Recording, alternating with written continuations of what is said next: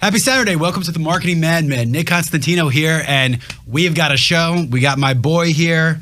We're going to have some fun conversations, and this is completely improv. He doesn't know what we're talking about. I don't know what we're talking about. We got beer, so let's hit it. First off, Mr. Jasper, please introduce yourself. My name is Michael Jasper. I am a longtime friend of Nick's here. We've known each other almost 15 years. I think it might be only 15 years. Let's call it that. That sounds like a little bit longer. Mm-hmm. Yep. Mm-hmm. And now he's on a no-fly list, so that's a good start. Yep, that's right. So Jasper, let's start with. Let's go back. So we met back in the day. We were at Clear Channel, now iHeartMedia. So we were at Clear Channel. So we started in radio together. What do you remember about that office? We were in Washington, D.C. What do you remember about that office? What comes to mind about those times back then? I remember, first and foremost, I started there when I was you were a baby. I was a senior in high school. It was my summer internship leading into my senior year, and then I was an intern there all throughout senior year. Yep. I worked in the promotions department all through college, and then when I graduated and I was looking for a job, I thought, I'll just go back and work in the promotions department. Turns out that the 2009 recession prevented that from happening. A little bit. Stuck me on the sales floor, and that's where I met you. Yeah. That's where I met you. And it was interesting because coming out of college, you're trying to figure out what you're doing in life. The world is your oyster.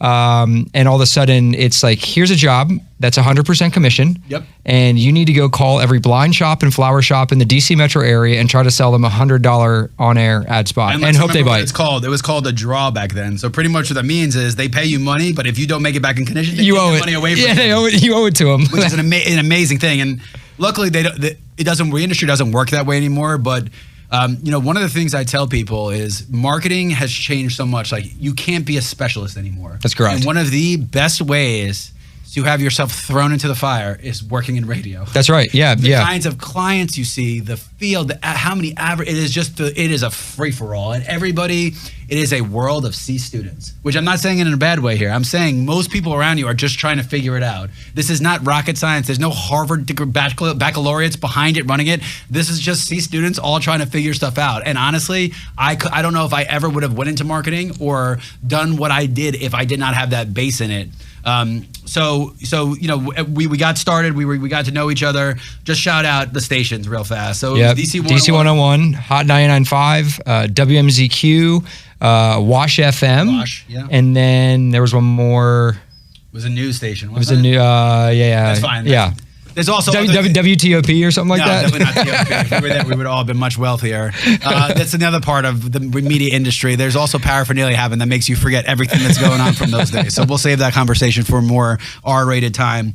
All right, so we're in radio. We did a lot of stuff together. We ran on a lot, saw a lot of different things. Yeah, ad sales then was a unique place, right? Because you were either selling airtime, you were selling website space, or you were selling event sponsorship. Yep, and we were early in the website space. It was still like a tag along where it had some streaming or some stuff like that. We were selling banner ads by the pixel. Yeah, which is insane. Which is a crazy thing to think about. Worth $0.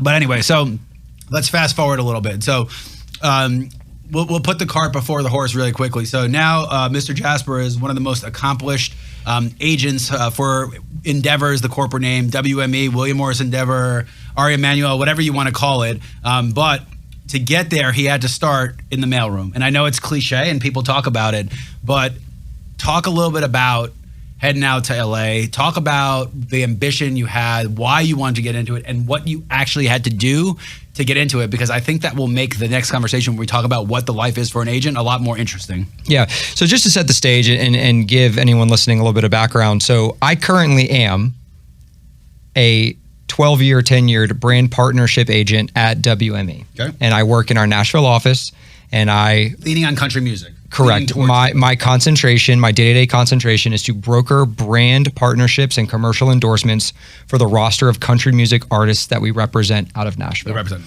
So I've been at WME for 12 years, and I actually started in the LA office. Okay. So I moved to Los Angeles in early 2012. Yep. I found my way into the mailroom at WME LA in spring of 2012, where I literally pushed a mail cart.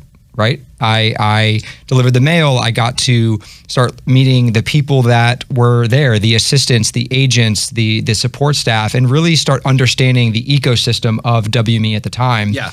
But that was not their intention. Their intention was to break you and make sure that you can do this so you even have the privilege of getting to the next level, which was like only a half of a step up to begin with. And I say that jokingly, but when there's so much demand to be in an industry, they have the ability to do that. That's correct, right? You know, if you go back to 2012, which I think was the good old days were ending, right? Yep. There were years in the 70s, 80s, and 90s where it was, you know, flush with money, race your Porsches down Sunset at lunch, glitz and glam, and those types there of. Were so many less people in the industry. That's correct. There was a contract agent. Well, it wasn't commercialized.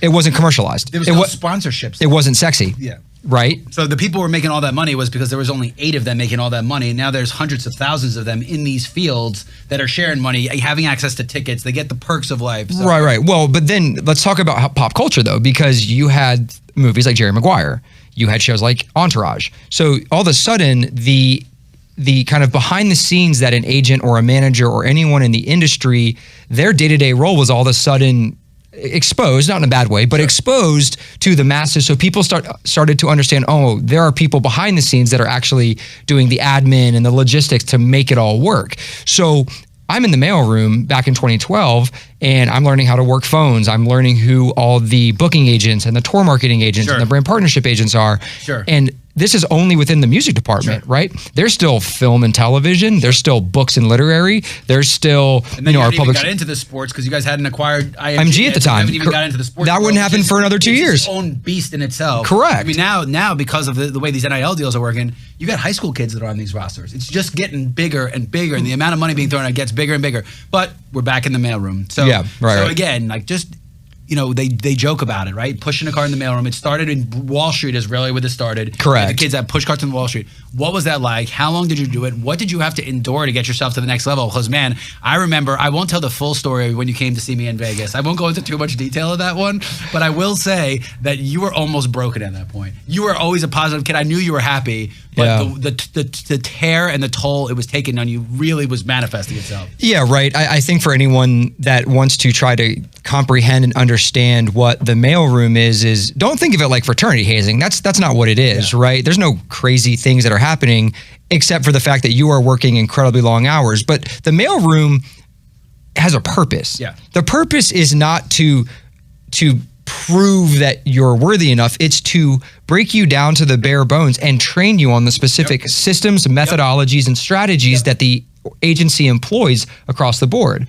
So yes, it sucked. Yes, the days were 14, 16 hours. Yes, the pay was $10 an hour back in 2012. Yes, I could barely afford the rent. But the point was, can WME build a foundation for those in the mailroom to help them succeed and grow throughout the company? Yeah. And I couldn't see that necessarily at the time, but I can look back 12, 13 years later and say, oh, there was actually a fundamental purpose there. Yeah, and I think, and I'm not saying that I know Ari Emanuel, but I've listened to a lot about him and a lot about the way he goes about it, and I think that that's completely part of his own ethos, and that he can probably do all those things still today. Now, absolutely. One, he's a genius. He can do whatever he wants. His whole family is ridiculous, the things they've accomplished. But I think that top-down leadership is really important. My question to you is, how many people did you see around you in the same position fail? I believe I'm the only person left in my original mailroom class still at the agency. Now, that statistic doesn't mean everyone failed. No, many of them succeeded and chose to move on. But to answer your question, the vast majority of the people that went into the mailroom would ultimately become assistants, but the vast majority of them would not make it past being an assistant. A small percentage, a small handful of us became coordinators, which is basically a junior agent, and then on to agent. So even to this day, I couldn't sit here and tell you one person that I started with on the same day that's still at the company. And that's not that's not anything except my decision to have stayed, because that was my path. That's my journey. It's also a way to weed people out and make sure that everybody who's there is actually bought into it. Because that's by correct. the time you get to that place and you think back up to all the investment that's been put in you, you probably do one of two things. One is you say, screw these guys, I'm going to find something better. Or two is you go, they put me where I am, I'm going to stay here. Right, and I'm the latter, because while it was hard to see in the beginning, the first couple of years, even as a coordinator, as an agent, there were so many incredible opportunities. I mean, I had to remind myself constantly I was getting paid in sexy, right? The access. Sure. The capabilities, the credentials. Sure. Being able to say that I worked where I worked and the allure that came with. And luckily, you were at an age where that was still very important. Correct. Right? You're not going to go in at 40 years old with a family and give a crap about that. Correct. I was single, no kids. The world changed. Right. I was in LA. I ultimately transferred to the Nashville office. There were specific things about my life that allowed that to be the right path for me. Right. And the nature of what those perks are changed too, right? Where it used to be all you're doing is run around trying to chase girls, and all of a sudden you're like in the room with some of the most powerful people, and you're like, oh my goodness, it's a different piece, but you were able to do that because of the stage in life you were at. That's correct, right? And also, as a human, the things that I was looking for in life, I didn't go to LA to live in LA. I went to LA to go to grad school. Mailroom was my grad school. You can go and get a formalized education in this country in law, in medicine, and you can become a teacher. Yeah. Right? Yeah, but there is no course that teaches you how to be an agent. Yeah. So Mailroom was my grad school. Yeah. I went to LA because I wanted to be at the mothership. I wanted to be at the hub of it all because I wanted to see the largest agency in the world and see the nucleus. Yeah. And that's what I got to do. Yeah, I love it. We're going to pick back up at the break because we're going to talk about that agency and just what the world is like there. You've been listening to the Marketing Madmen on Extra 106.3, and we'll be right back.